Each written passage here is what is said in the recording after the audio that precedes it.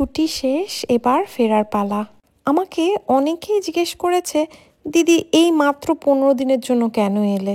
সামারে তো এলে পারতে। কেন এখন এলাম ভাবলাম আমার এই কলকাতা সিরিজের শেষ ভ্লগে তোমাদের সঙ্গে শেয়ার করি।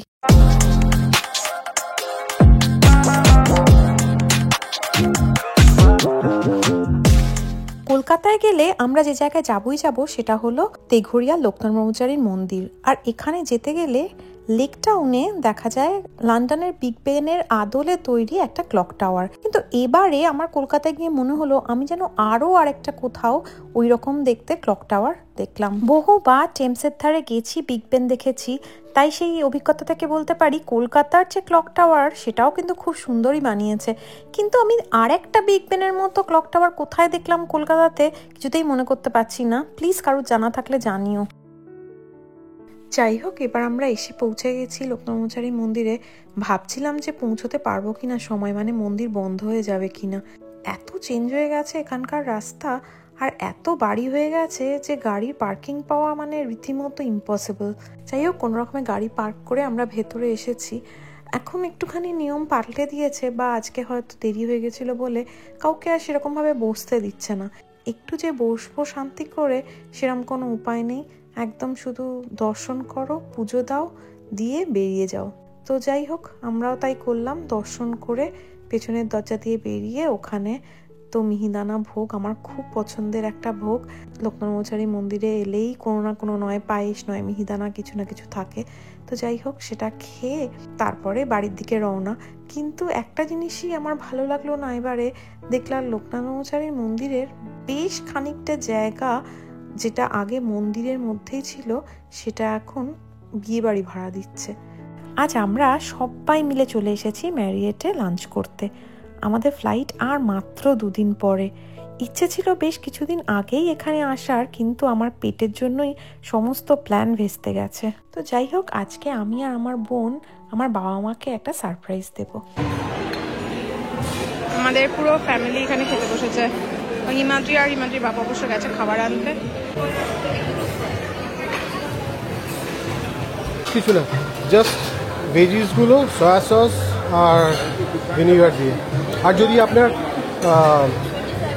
চিলি অয়েল আছে ও পারফেক্ট, অল্প একটু চিলি অয়েল। ননভেজ চিকেন দিই, চিকেন এনে পারফেক্ট। 27। আপনি করুন, আমি একটু তুলি, কোনো অসুবিধা নেই তো। আমি চাউমিন খেতে ভীষণ ভালোবাসি এখানে, তাই যেই দেখলাম যে চাউমিনের একটা লাইভ কাউন্টার আছে, তাই সেখানে গিয়ে শেফ দেবজিৎকে আমি রিকোয়েস্ট করলাম যে বেসিক ইনগ্রিডিয়েন্টগুলো ইউজ করে যদি একটা চিকেন চাউমিন বানায় টিপিক্যাল টাকাটাক স্টাইলে। আর শেফ দেবজিৎও আমি এক্স্যাক্টলি যেভাবে বলেছিলাম যে ভেজিটেবল, নুডলস, বেসিক সস আর চিলি অয়েল এইগুলোকে ইউজ করে একটা ফ্যান্টাস্টিক হাক্কা চাউমিন বানালো। ভাবা যায় আমি ম্যারিয়েটে গিয়েও ওখানকার শেফদের দিয়ে টাকাটাক স্টাইল চাউমিন বানাচ্ছি, ভাবলেই দারুণ লাগছিল।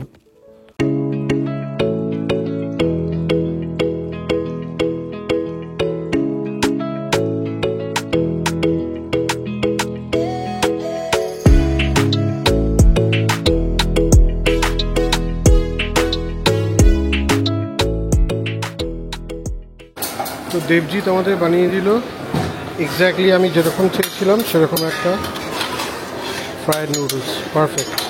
পুরো আমি যেভাবে বলেছি এক্স্যাক্টলি সেইভাবে বানিয়েছে, অ্যান্ড একদম cook to my perfection level. Exactly আমি এরকমই চেয়েছিলাম। এবার ট্রাই করে দেখি কীরকম বানিয়েছি। পারফেক্ট, সুপার হয়েছে। ডেজার্টে যদি বাঙালি মিষ্টি থাকে তাহলে আমি পছন্দই করি না অন্য কিছুর দিকে তাকাতে, তাই প্লেট ভরে বাঙালি মিষ্টি নিয়ে চলে এসেছি।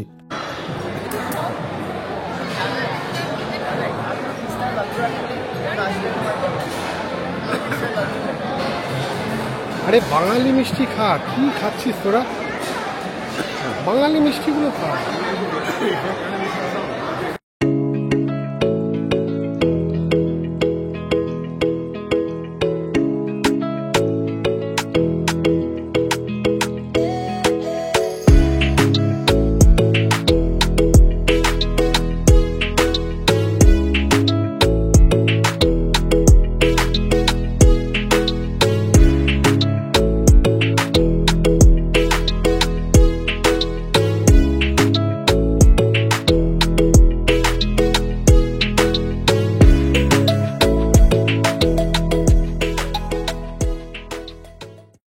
ডিসেম্বরে ছিল আমার বাবা মায়ের 50th অ্যানিভার্সারি। আমাকে তো আসতেই হতো। যখন টিকিটটা কাটা হয়েছিল তখন প্ল্যান ছিল একটা বেশ বড় করে সেলিব্রেশন হবে, কিন্তু বাবা মায়ের কিছু শারীরিক কারণে সেটা আমাদের ক্যান্সেল করতে হয়। অ্যাকচুয়াল অ্যানিভার্সারির দিন আমার বোন গেছিল বাড়িতে, গিয়ে কেক টেক কেটেছিল, কিন্তু তবুও সেরমভাবে কিছু করা হলো না, এটাই খালি আমাদের মনে হচ্ছিল। আর লাস্ট যেদিন হিমাদ্রি বিরিয়ানি বানালো সেদিন ভেবেছিলাম যে আমরা একটুখানি মালা বদল টদল করাবো, কিন্তু আমার শরীর খারাপ হয় সেটাও করা যায়নি। তাই জন্য আজকেই আমরা যখন খেতে এসেছি ভাবলাম একটু বাবা মায়ের মালা বদল করা যাক। আর ম্যারিয়েট থেকেই যেই শুনলো যে ওদের অ্যানিভার্সারি, সঙ্গে সঙ্গে একটা কেক ওদের কাটবার জন্য গিফট করলো।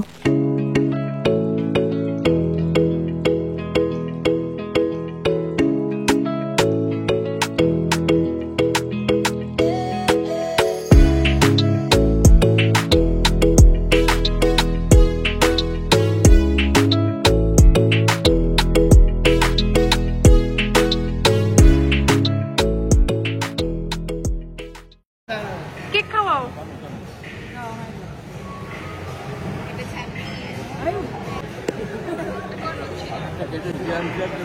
হ্যাঁ, এবার আর কি, এবার শুধু আনন্দের মুহূর্তগুলোকে ফ্রেমে বন্দি করা, যাতে অনেক দূরে থাকলেও আমি শুধু এগুলো দেখে দেখে মন ভরাতে পারি। জান একটু তাকা না। আমরা সবাই এখানে এখন এবারে গাড়ির জন্য ওয়েট করছি। আজকে খুব সুন্দর একটা দিন কাটলো আমাদের। বাবাই নিয়ে নিলাম।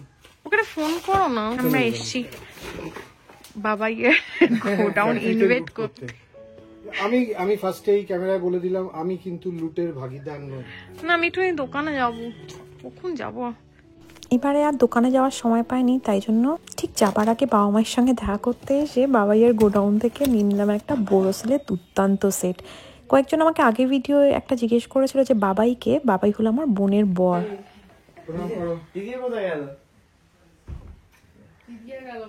ও, আমি বৃষ্টিকে বলছি, বৃষ্টি যাও প্রণাম কর।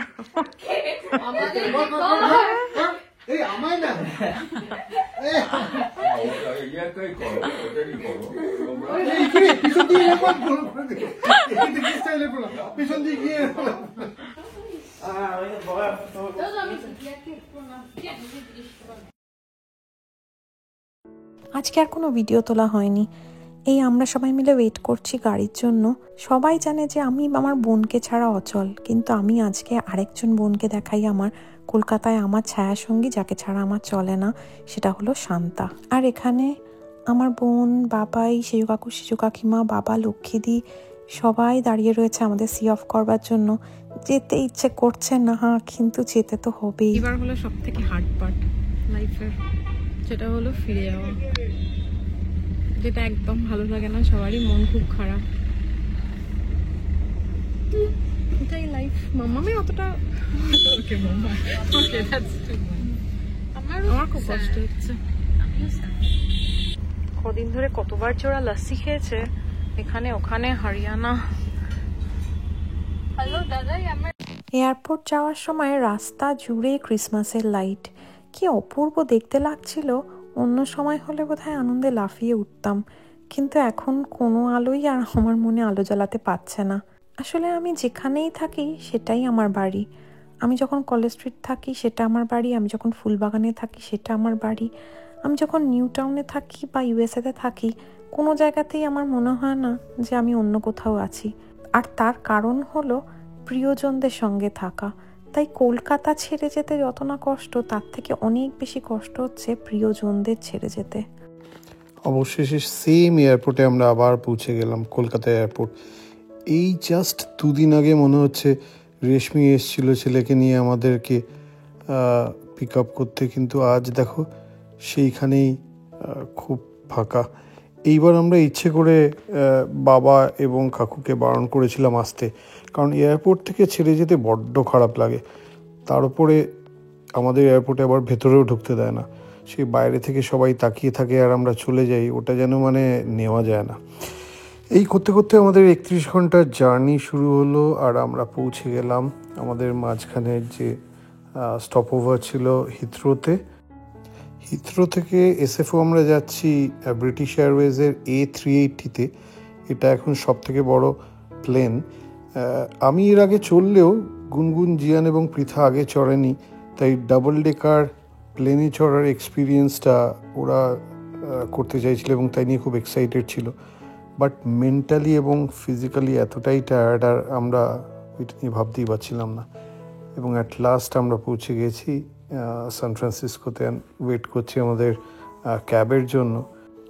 জিয়ান বরাবরই একটু মুখচোরা, কিন্তু জিয়ানের মুখে চোখেও ছেড়ে আসার দুঃখটা খুব ভিজিবল হয়ে গেছিল। পৃথা আর গুনগুন তো আছেই। আবার শুরু হলো অপেক্ষা অপেক্ষা অপেক্ষা, কবে আবার কলকাতায় যাব আর প্রিয়জনদের দেখব। এত কম সময়ের জন্য গেছি যে অনেক কিছু করা হলো না। তোমাদের সবাইয়ের সঙ্গে দেখা করার ইচ্ছে ছিল, কিন্তু সেটা আর হলো না এবারে। তো যাই হোক, কিছু কাজ বাকি রাখাই ভালো, তাহলে তো পরের বারে যাওয়ার জন্য এনার্জিটা পাওয়া যায়, তাই না? যাই হোক, আজকের ব্লগটা এখানেই শেষ করছি। খুব ভালো থেকো সবাই। খুব তাড়াতাড়ি ফিরছি পুরনো দেশে নতুন ব্লগ নিয়ে।